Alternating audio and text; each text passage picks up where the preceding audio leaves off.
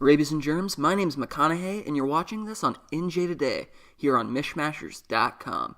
And for this topic, I'll be sharing my thoughts on Batman Arkham Origins. The Batman Arkham series felt as though it came out of scenic nowhere when it arrived in 2009, delivering a surprisingly great action video game that could rival the best of them. And it's in my opinion that Batman Arkham City only improved on Asylum's premise. Batman Arkham Origins, on the other hand, oftentimes feels as though it is the weak link, or the black sheep of the series altogether. The first and most obvious fact to mention is that Arkham Origins was developed by Warner Bros. Montreal, marking the first in the series to not be developed by Rocksteady. But besides that, Origins carried a certain muddied anticipation from the get-go. Avid fans of the series were aware that Origins was meant as a holdover in some respects, meant to satiate gamers while they awaited Rocksteady's Arkham Knight. The way that Arkham City ended, I think everyone was looking forward to seeing what happened next, more than a perspective of what happened prior. Nevertheless, Batman Arkham Origins bolstered an intriguing premise. Happening 5 years before the events of Arkham Asylum, Black Mask has set a bounty on Batman, drawing the attention of various renowned assassins. Meanwhile, characters like Edward Nygma and Anarchy also look to escalate the chaos in their own unique ways. And the Gotham City aesthetic is all brought together on Christmas.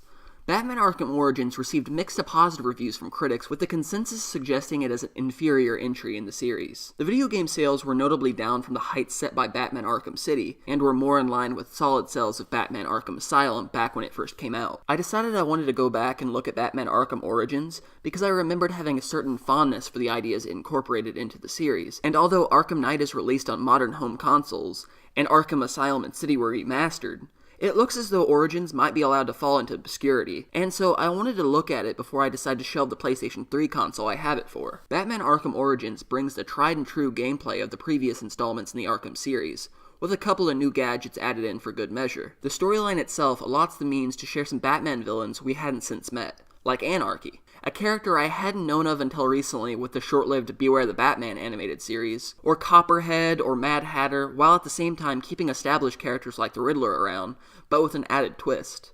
Unfortunately, Arkham Origins is the first of the series for me to really highlight one of the biggest criticisms about the otherwise fantastic series. Although trailers and other information suggested the contrary, the Joker is the main antagonist. I enjoy the Joker as a villain. In fact, he is one of my absolute favorites, especially with the contrast and the relationship he has with Batman. But after Batman Arkham City, I did not want to see this character featured heavily in any other installments. It isn't because I dislike him, it's because I like him so much, and I knew they'd never have a more perfect moment to move on from him than what was had with Arkham City. The way they incorporate him into Origins is a surprise that I met with a small laugh, but I would have liked Warner Bros. Montreal to have used this opportunity to allow a new baddie for center stage. The voice actor portraying the role of Joker is Troy Baker, whose very considerable talent has brought to life characters like Joel from The Last of Us, and he has even played Batman in the Telltale series, as well as Two-Face in Batman Arkham City. Still, as talented as he is, and although I enjoyed his performance overall, in truth, all that's done is a replication of Mark Hamill's interpretation of the Joker. An impression. A good impression. But one that feels as though it doesn't have the sharpness behind its inflection. Batman Arkham Origins gameplay is mostly worthy of praise because, as said, it borrows the established conventions from Rocksteady's formula. Although navigation of Gotham City can sometimes be a burden, I am referring to rooftops you can't hook onto, even when you should be able to, small objects in your path that you can't climb over, even though you should be able to. It's difficult to explain, but a lot of the ways that you navigate in Origins simply feels unpolished. The lack of polish is never more declarative than when I look back at the number of glitches I encountered, which usually had to do with a failure to prompt certain events. For instance, in a boss battle against Firefly, he uses his flamethrower to create a fire around your surroundings. I had a couple instances where I had to restart the boss battle because even though I was meant to grapnel out of the area, I wasn't allowed to. In a similar, although more annoying example, during one aspect of the game, the Joker has bombs rigged to explode. The objective was clear, jump out from the window to escape, and I did, and I landed by the nearby area I had previously been. However, the bombs never detonated.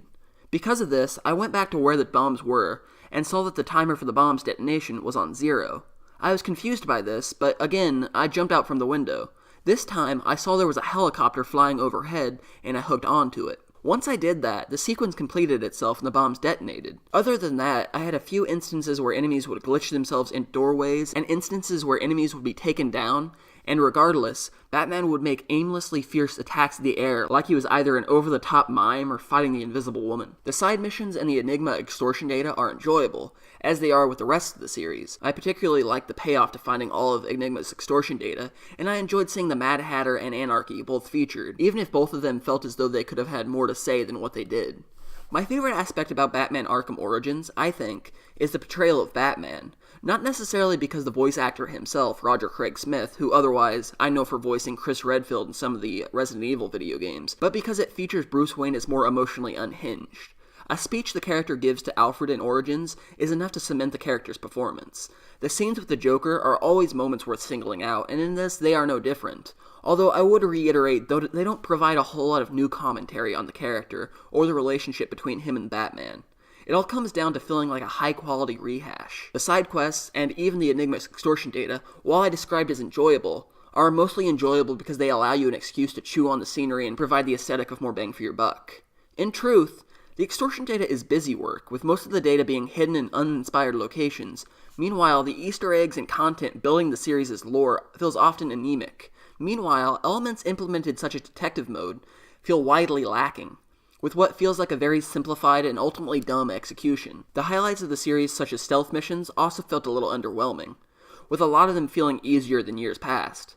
I've heard some others say that the boss battles were improved in Arkham Origins, but I don't really share the sentiment. Although it's arguable the boss battles have always been one of the weaker traits of the series, I don't think Origins bucks off that sentiment, even if I did enjoy that hand-to-hand boss battle with Slade Wilson. I think the best way to describe Batman Arkham Origins overall is something I said when I first played it at the time of its release, having now played it a second time and recollected all the extortion data for a second time as well. Batman Arkham Origins is an enjoyable Batman experience that's biggest detriment is the price of the standard. If Batman Arkham Origins was released before every other installment in the series, if it was released right after the Batman Begins video game adaptation, it would have been received with high marks. Unfortunately, at this stage of the game, Arkham Origins delivered an average gaming experience that, years prior, would have been considered a great superhero game, but now, hereafter, is just not up to snuff with what has been done. Frankly put, in a series of 9s and 10s, Arkham Origins delivers a 7. Plagued with glitches and technical issues, a storyline that rehashes characters and doesn't innovate, and other inferiorities I've mentioned. Batman Arkham Origins is, and feels like, an incremental holdover in the series, and one that, although isn't nearly bad enough to be forgotten, is unfortunately forgettable.